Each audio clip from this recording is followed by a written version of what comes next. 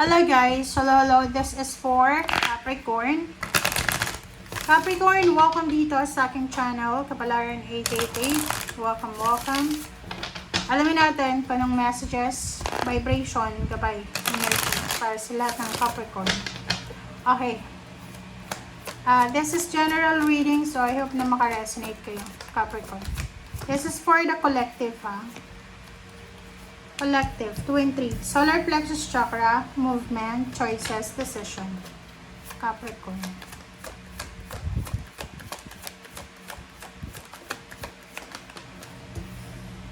Shadow, number 18.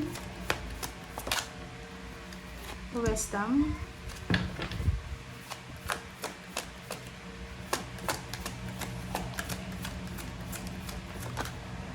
Wow, fertility.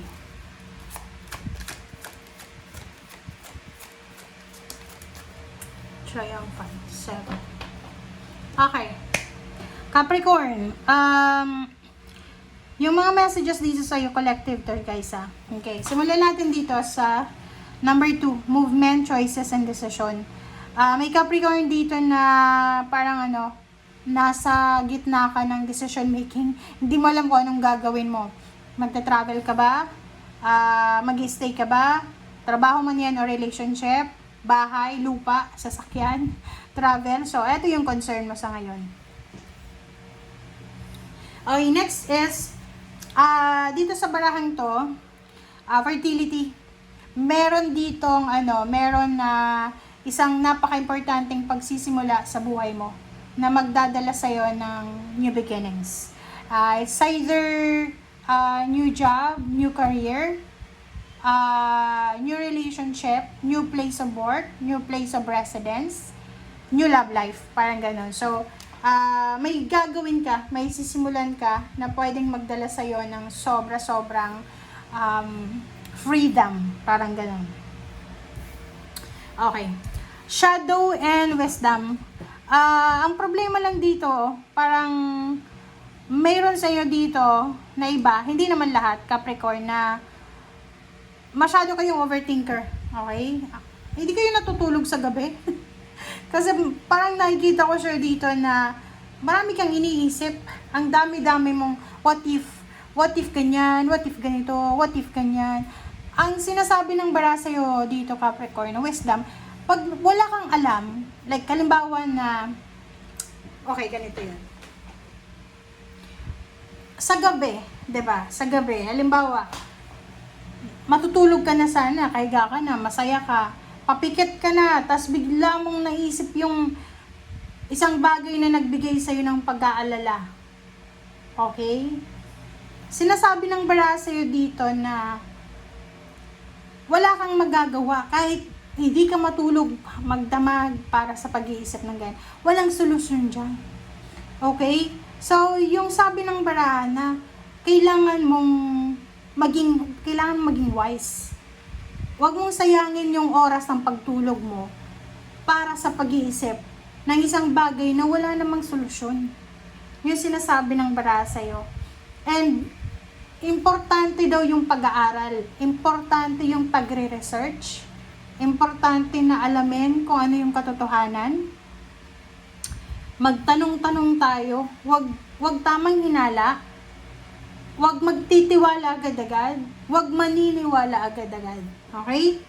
So, dito naman sa solar plexus chakra, sinasabi ng bara sa'yo na lahat ng inaalala mo sa ngayon, lahat ng rason kung bakit nag-aalala ka, hindi ka nakakatulog. Walang kwenta yan kasi hindi mo yan dapat alalahanan kasi hindi naman yan makaka-apekto sa'yo. Kumbaga, okay, siguro yung iba masyado lang nag-overthink kasi masyado silang perfectionist. Ayaw nilang magkamali. Pero alam nyo ba yung pagkakamali? Parte yan ng buhay natin eh. Pag nagkamali ka, tao ka pa. Pero pag hindi ka na nagkamali, it's either ka na, robot ka na, or wala ka na dito sa mundo. Diba? So yun, sinasabi ng bara sa'yo dito na huwag kang masyadong mag-focus sa kung ano yung pinoproblema mo sa panahon ngayon. Hanapin mo yung rason para maging masaya ka.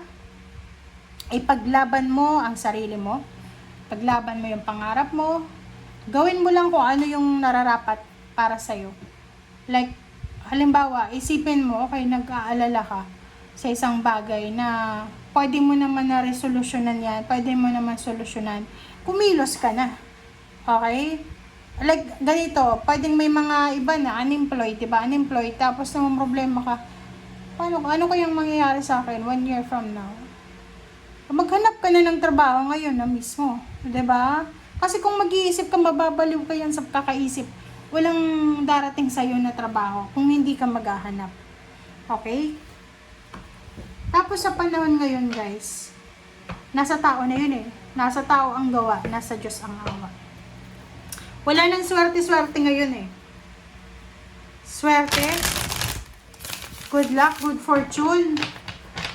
Siniswerte ngayon yung mga taong mabuting tao, mga taong masisipag, parang ganun. Pero yung swerte-swerte na maglalagay ka ng anting-anting, ganyan. Wala nang ganun.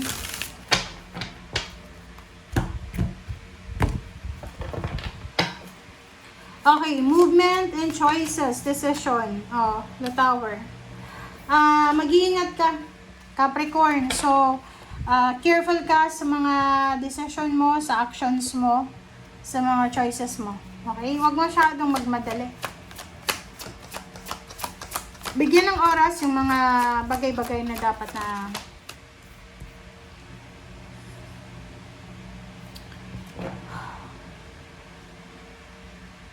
mag-iingat ka, Capricorn. May plano kang magnegosyo. Planong magnegosyo. Planong mag-apply ng trabaho sa isang company. Yung mga plano mo basta fertility yan eh. Planong magkaroon ng baby.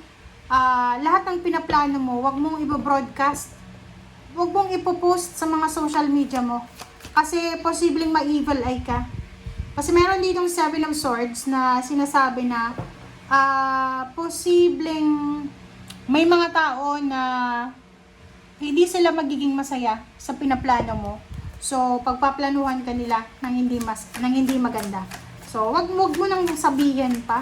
I-surprise mo na lang yung mga tao sa resulta.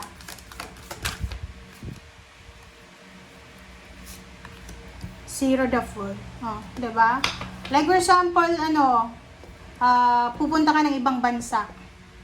Nag-aantay ka na lang ng visa or ng contract. Huwag mo munang pagsabi. Okay? Huwag mo na muna ipagsabi. Sabihin mo pag nandun ka na. Mag-post ka pag halimbawa nakatapos ka na ng 1 month doon sa ibang bansa. Huwag kang excited kasi maraming nag-aantay sa'yo na ibagsak ka. Capricorn, hindi ko alam bakit maraming galit sa'yo. Ang barahan mo palaging ganun na maraming nagbabantay sa'yo. Para kang artista. Binabantayan ka. Wisdom. May bago kang source of happiness sa family. Pwedeng newborn baby. Ayun na nga, may new job, new location. Basta nakikita ko sa'yo dito na masaya ka. Yung iba sa inyo dito, you're happy. It's because yung pinaplano yung para sa pamilya nyo ay unti-unti nyo nang na-manifest or nakukuha.